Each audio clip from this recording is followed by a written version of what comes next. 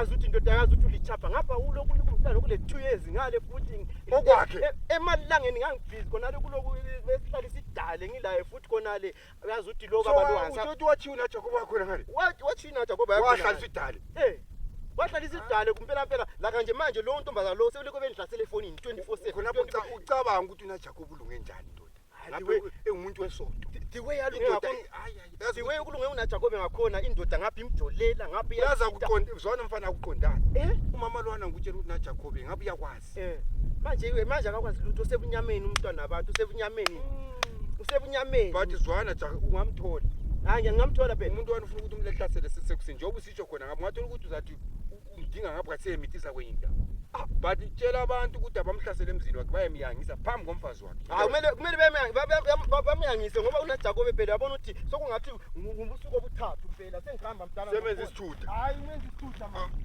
hayi aze ezinye izinto so awusheka ngaphansi kwethu yena Jacob nathi uma Masaleni. Ungenzela khona kanje lapha ngenzela na Jacob abantu ukiphesa Ucalo ngibize ngiziphosele ngayo. Kokho kathi ipanza usadlanga ngoba kudle kuyachisa. Kuyachisa phakathi ungahlala phakathi. Asambe na Jacob bamba. Lapha na Jacob ngifuna ukuthi sesingene endlini.